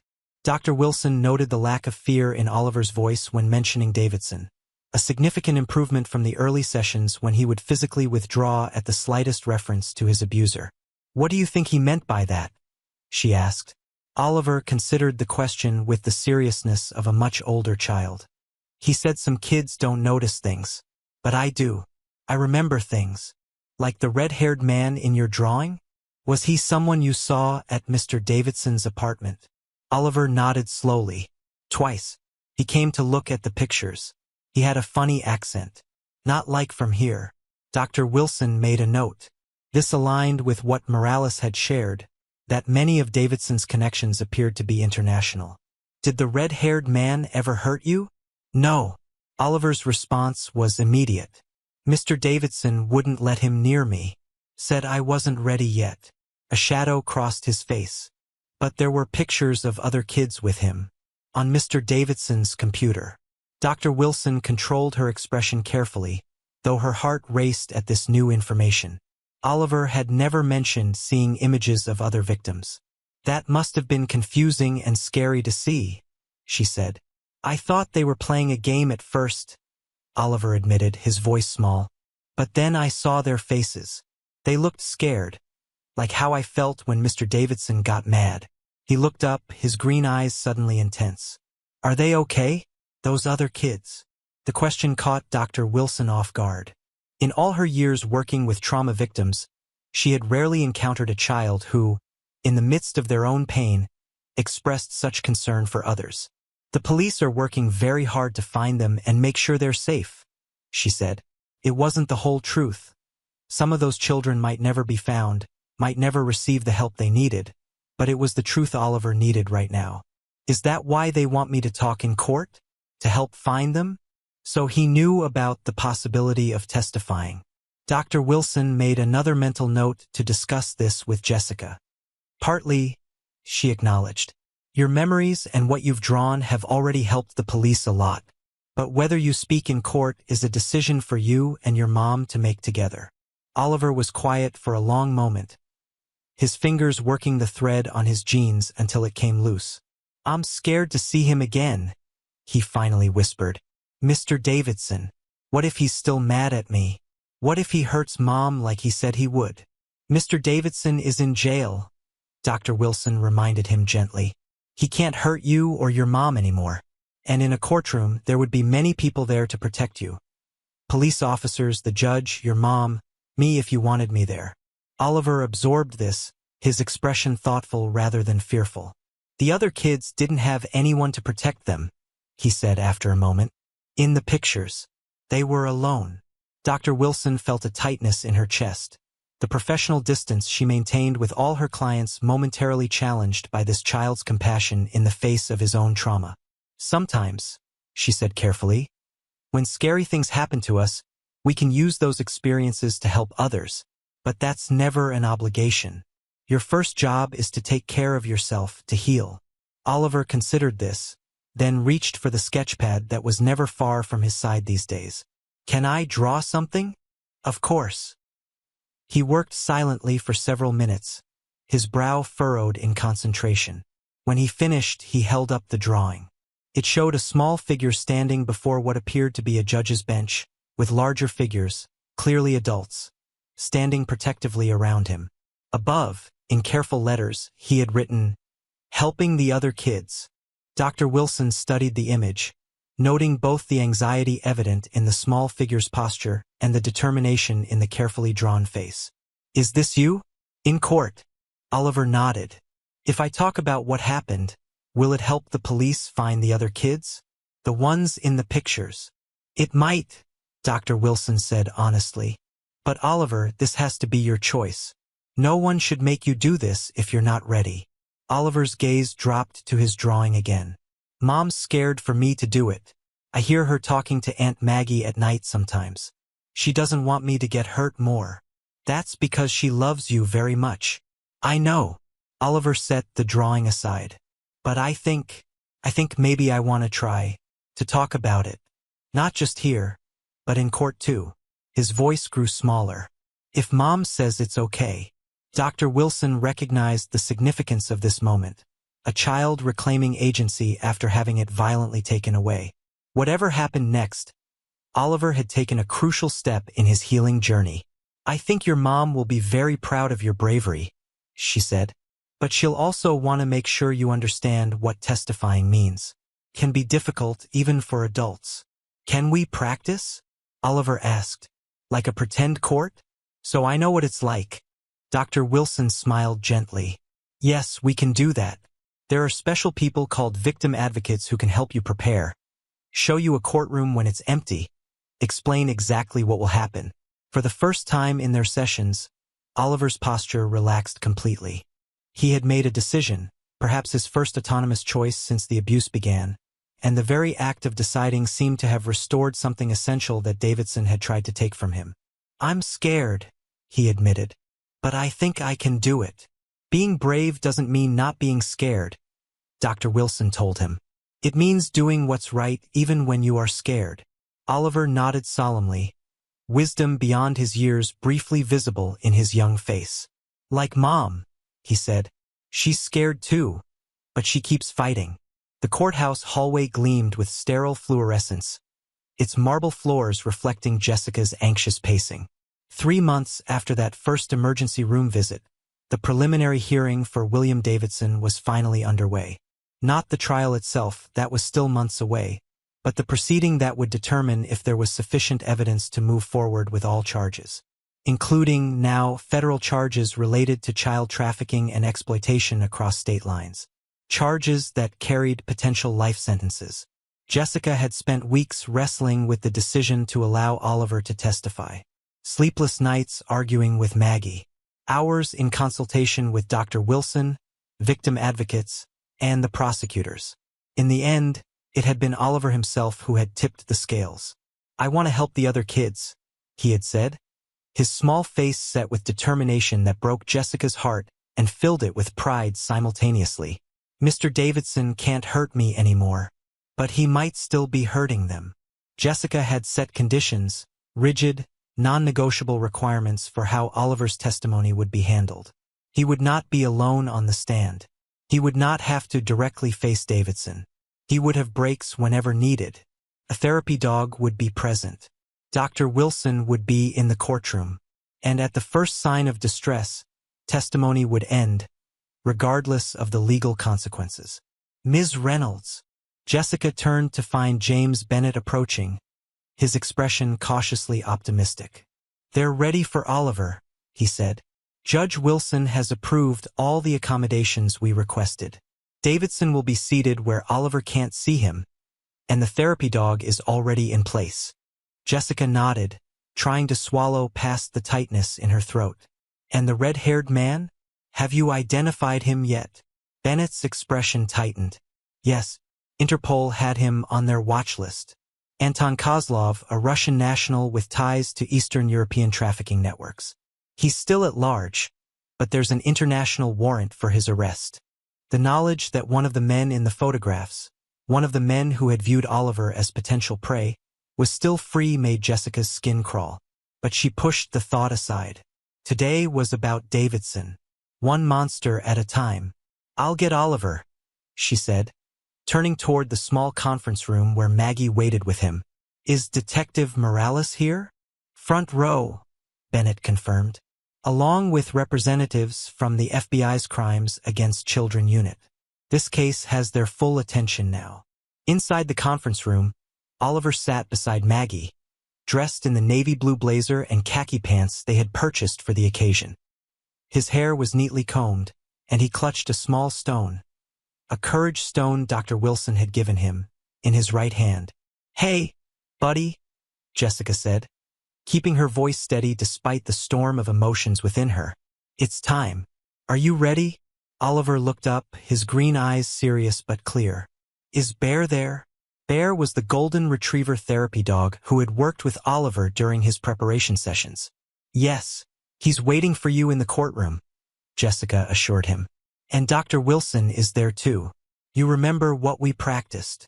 Oliver nodded. Answer the questions truthfully. If I don't know something, I say I don't know. If I need a break, I ask for one. And I can look at you or Dr. Wilson or Bear whenever I want. Jessica knelt before him, straightening his already straight tie. That's right. And what's the most important thing to remember? That none of what happened was my fault, Oliver recited. And that I'm safe now. Jessica felt tears prick her eyes but blinked them away. Exactly. I am so proud of you, Oliver. No matter what happens in there, I want you to know that. Oliver's small hand reached out to touch her cheek, a gesture of comfort that should have been hers to give, not his to offer. It's okay, Mom. I can do this. Maggie, who had been uncharacteristically quiet, stood and adjusted her own blazer, the closest thing to a uniform she had packed for what was supposed to be a brief emergency leave. 3 months later, she remained, having extended her leave to its maximum limit. All right, Reynolds family, she said, her military bearing providing the structure they both needed in this moment. Let's go show them what we're made of.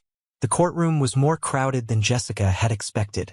Beyond the usual legal personnel, several rows were filled with observers, detectives, FBI agents, victim advocates, and, most surprisingly, parents of other potential victims identified from Davidson's records. Mrs. Patel sat near the front, her husband beside her, both nodding encouragingly as Oliver entered. Davidson sat at the defense table, his once grandfatherly appearance now diminished by 3 months in custody. His gray hair had thinned, and his shoulders hunched forward in the ill-fitting suit provided by his attorney. As promised, he was positioned where Oliver wouldn't have to see him, though Jessica felt his gaze like a physical weight as they walked to their seats.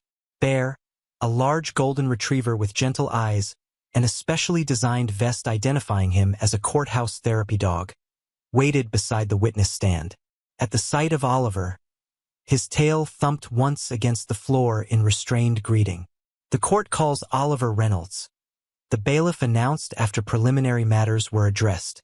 Jessica squeezed Oliver's hand one last time before he walked forward, small but straight-backed, to be sworn in. The judge, an older woman with kind eyes and a no-nonsense demeanor, spoke directly to him. Oliver, do you understand why you're here today? Yes, Your Honor, Oliver replied, his voice soft but clear in the hushed courtroom. To tell the truth about what Mr. Davidson did. That's right. And do you understand the oath you just took? To tell the truth. Oliver nodded, then remembered to speak aloud. Yes, it means I promise to only say things that really happened, not make anything up. The judge smiled slightly. Very good. Now, the lawyers are going to ask you some questions. If you don't understand something, or if you need a break, what will you do? I'll tell you, Oliver said, and I can pet Bear if I get scared. That's exactly right. The judge turned to the prosecutor. Mr. Bennett, you may proceed. What followed was both better and worse than Jessica had feared. Bennett was gentle but thorough, guiding Oliver through his relationship with Davidson from the beginning. The initial kindness, the gradual boundary violations, the escalation to physical and emotional abuse. Throughout, Oliver remained composed, one hand resting on Bear's head, occasionally glancing at Jessica or Dr. Wilson for reassurance. It was when they reached the subject of the photographs that Oliver's composure first wavered. Oliver, Bennett said carefully. You told Detective Morales that Mr. Davidson took pictures of you. Can you tell the court about that? Oliver's breathing quickened visibly. His hand tightened in Bear's fur, and the dog responded by pressing closer to him. He said it was for his special project, Oliver said after a moment. At first, they were just normal pictures, but then he wanted different ones. Different how? Oliver looked directly at Dr. Wilson, who nodded encouragingly. Without my shirt, or in just my underwear. He said all real models have to do that. Jessica clenched her fists in her lap, focusing on Oliver's strength rather than the rage that threatened to overwhelm her. Beside her, Maggie's breathing was deliberately measured, the military technique for managing intense emotion visible in the controlled rise and fall of her chest. Did you want to take those pictures? Bennett asked. No, but he said if I didn't, he'd hurt my mom. Oliver's voice cracked slightly, and he showed me pictures of other kids who did what he said. He said they were his special friends, and if I was good, I could meet them someday. Bennett approached the evidence table, lifting a folder. Oliver, I'm going to show you some photographs. These are not the ones Mr. Davidson took of you. Those will never be shown in court. These are drawings that were found in Mr. Davidson's apartment. I want to know if you recognize them. The drawings were color copies of sketches found in the hidden room, childlike illustrations similar to what Oliver produced in therapy, but with darker themes. Images of houses with barred windows, men with cameras, children with tears. Oliver studied each one carefully, then pointed to one showing a house with a distinctive red door. I saw this one. Mr. Davidson had it on his refrigerator. He said it was where his special friends lived sometimes. Did he ever take you to this house? No. He said I wasn't ready yet. Oliver's voice dropped. But the red-haired man wanted to take me there. They argued about it. A murmur ran through the courtroom. This was new information, not included in Oliver's previous statements or therapy disclosures. Jessica exchanged a glance with Detective Morales, whose intense focus on Oliver had sharpened. The red-haired man, Bennett repeated carefully. Was this someone who visited Mr. Davidson's apartment? Yes, twice. Oliver's hand moved rhythmically through Bear's fur, the motion seemingly calming him. He talked funny, not like here. And Mr. Davidson was different when he was there, more nervous. Like when the principal comes to your classroom. What did they talk about when this man visited? Oliver frowned in concentration. Money sometimes, and the special project. And other kids, if they were ready. Ready for what, Oliver? To go to the house with the red door. Oliver looked directly at Bennett for the first time. I think it was a bad place. The kids in the pictures from there looked really scared. Jessica felt a chill despite the courtroom's warmth. Oliver had never mentioned seeing photographs of children at another location. Had he been shielding himself from the memory, or had he been protecting her from knowing the full extent of what he had witnessed? Bennett moved carefully through a few more questions before addressing the hidden room directly. Oliver, you drew a picture for Dr. Wilson showing a secret room in Mr. Davidson's apartment. Can you tell the court about that room? It was behind his bookshelf, Oliver said, more confident now. You had to pull the mythology book to open it. He took me in there 3 times. What was in the room? Cameras, lights, a bed with no blankets, and computers, 3 of them. He let me play games on one once, but the other ones he said were just for grown-ups. Did you ever see what was on those other computers? Oliver hesitated, looking at Jessica with an expression that asked for permission or perhaps forgiveness. She nodded slightly, trying to convey that nothing he said could change her love for him. Once, he admitted, when he went to answer the door, there were folders with kids' names. And pictures. His voice faltered. Bad pictures. Of kids with the red-haired man and other grown-ups. Bennett approached the bench, speaking softly to the judge. After a brief conference, the judge addressed Oliver directly. I think this is a good time for a break, she said kindly. Oliver, you've been very brave and have helped us understand a lot. Would you like some water or a snack? Oliver nodded, visibly relieved. Can my mom come with me? Of course. As Jessica led Oliver from the courtroom, arm protectively around his shoulders, she was acutely aware of Davidson's gaze following them. For the first time since his arrest, she allowed herself to look directly at him, the man who had hunted her son, who had been grooming him for unimaginable horrors beyond what he had already inflicted. Davidson's eyes, once grandfatherly behind wire-rimmed glasses, now revealed what Jessica had failed to see before. A coldness, a calculation. He met her gaze without flinching, without shame, and in that moment, Jessica understood with perfect clarity that this was not a man who could be rehabilitated. This was predation in its purest form, dressed in cardigans and kindly smiles. In the small conference room, Oliver collapsed into Maggie's waiting arms, while Jessica poured him water with trembling hands. Dr. Wilson joined them, her professional composure intact but concern evident in her eyes. "He's doing remarkably well," she told Jessica quietly. But that disclosure about seeing images of children at the house with the red door, that's significant new information. The defense will likely challenge it. "They'll say he's making it up," Jessica said bitterly. "They'll try." But Oliver's description matches details from files recovered from Davidson's computers. Details that weren't public and that Oliver couldn't have known unless he saw them himself. Oliver pulled away from Maggie, wiping his eyes with the back of his hand. "Did I do okay?" he asked, looking between the three adults. "You did amazing, buddy," Maggie assured him, her usual military stoicism softened by genuine emotion. "I've seen soldiers with less courage than you just showed in there. The hard part is almost over," Jessica added, kneeling before him. "The defense attorney is going to ask you questions next. Remember what we practiced?" Oliver nodded solemnly. "He might try to confuse me or make it sound like I'm remembering wrong. I just have to tell the truth and say if I don't know something."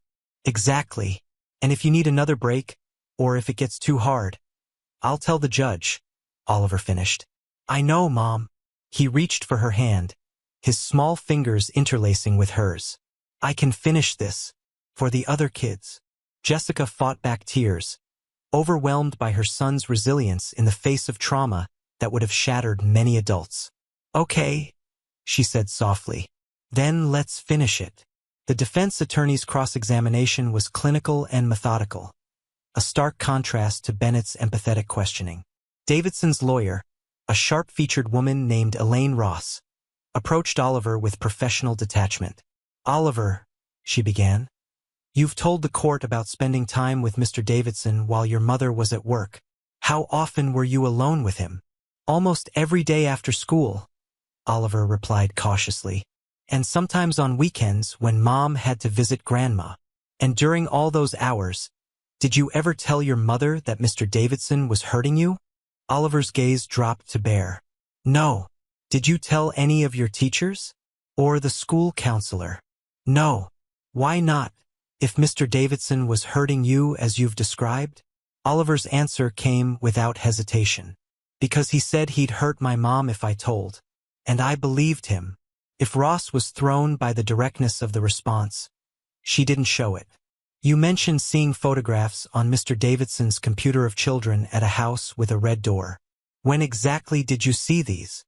"The second time the red-haired man came over. Mr. Davidson went to get drinks, and I looked at the computer." "And you're certain these were photographs, not drawings like the ones shown earlier?" "They were real pictures, like from a camera." Ross consulted her notes. "Yet, in your initial interviews with Detective Morales and in your therapy sessions with Dr. Wilson, you never mentioned these photographs. Why is that?" Oliver glanced at Dr. Wilson before answering. "I was scared to remember it, and I didn't want to get in trouble for looking at Mr. Davidson's computer when he told me not to." Jessica watched Ross carefully, seeing the slight recalibration in her approach. Oliver's straightforward answers were not providing the openings she had clearly hoped for. "Oliver," Ross continued, "you've stated that Mr. Davidson threatened to hurt your mother if you told anyone about what was happening. Yet according to your mother's work records, she's a trained emergency room nurse who regularly handles crisis situations. Did it seem plausible to you that Mr. Davidson could actually harm her?" Before Oliver could answer, Bennett was on his feet. Objection. Calls for speculation and asks the witness to assess the reasonableness of threats made during a traumatic experience. Sustained, the judge ruled. Ms. Ross, please rephrase or move on. Ross paused, then took a different approach. Oliver, you mentioned a red-haired man who visited Mr. Davidson's apartment. Had you ever seen this man before those visits? No. And you're certain he had red hair? Not brown or blonde. It was red, Oliver said firmly. Bright red like a fire truck. And he had a scar here. He pointed to his left eyebrow. Jessica saw Morales lean forward intently. This detail about a scar had not been mentioned before either. Yet it matched the description of Anton Kozlov in Interpol's files. Ross pressed on for nearly an hour, attempting to find inconsistencies in Oliver's testimony. Throughout, Oliver remained remarkably composed, answering directly, admitting when he couldn't remember details, but never wavering on the core facts of his experience. When Ross finally concluded, the judge gave Bennett the opportunity for redirect questioning. Just one question, Your Honor, Bennett said, approaching the witness stand. Oliver, after everything you've told us today, is there anything else you want the court to know about what happened? Oliver was quiet for a long moment, his hand steady on Bear's head. When he spoke, his voice carried clearly through the hushed courtroom. Mr. Davidson told me that no one would believe me if I told. That grown-ups always believe other grown-ups more than kids. He looked directly at the judge. I just want you to know that I'm telling the truth. About everything. Even the scary parts one didn't want to remember. The judge's expression softened momentarily. Thank you, Oliver. You may step down now. As Oliver returned to Jessica's side, the courtroom remained silent, the weight of his testimony hanging in the air. Even Davidson's stoic demeanor had cracked slightly, a flicker of unease crossing his face as he whispered urgently to his attorney. The judge called a 15-minute recess before closing arguments. In the hallway outside, Jessica held Oliver close, feeling his body finally relax as the tension of testimony released its hold. You did it, she whispered against his hair. It's over now. But it wasn't over, not really. The preliminary hearing was just the beginning. If the judge found sufficient evidence, and after Oliver's testimony, there seemed little doubt she would, a trial date would be set.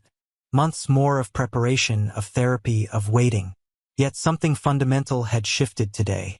Oliver had faced his abuser, had spoken his truth despite Davidson's threats and manipulations. He had reclaimed his voice, his agency, his power. Detective Morales approached them, professional restraint not quite masking her admiration.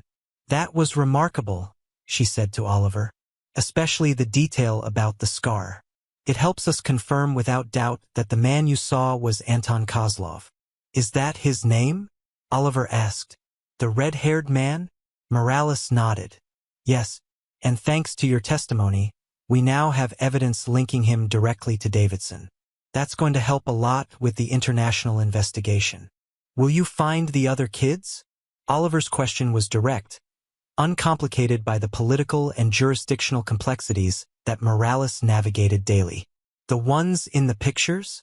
We're doing everything we can, Morales promised. And your bravery today has given us new tools to help them.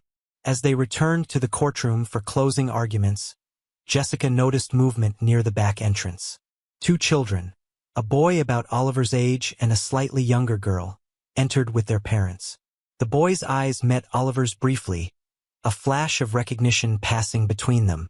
Mom, Oliver whispered, tugging at Jessica's sleeve. That's Ravi, Mrs. Patel's son. He was in some of the pictures on Mr. Davidson's computer. Jessica's heart sank. Another child from their building. Another family shattered by Davidson's predation. But there was something else in Oliver's expression as he looked at Ravi. Not just recognition, but connection. The shared understanding that only another survivor could truly comprehend. The closing arguments proceeded as expected, Bennett outlining the overwhelming evidence against Davidson, Ross arguing that much of it was circumstantial and that Oliver's testimony contained inconsistencies. But the energy in the courtroom had shifted. The presence of not one but two of Davidson's victims seemed to solidify the reality of his crimes in a way that even photographic evidence could not. When the judge rendered her decision, it was swift and unequivocal. The court finds sufficient evidence to bind the defendant over for trial on all counts, she declared. Bail is denied due to the severity of the charges and the demonstrated flight risk. Trial is set for April 15th. As Davidson was led away in handcuffs, his gaze fell on Oliver one last time. Jessica instinctively moved to shield her son, but Oliver stood his ground, looking directly at his abuser without flinching. In that moment, something passed between them, the final severing of the psychological control Davidson had maintained even from behind bars. Oliver's testimony had broken not just the case open but the chains of fear that had bound him for so long. Outside the courthouse, a light snow had begun to fall, dusting the steps with white. Oliver tilted his face up to catch a snowflake on his tongue. The simple childlike gesture so normal, so precious, that Jessica had to turn away to hide her tears. Maggie's arm came around her shoulders.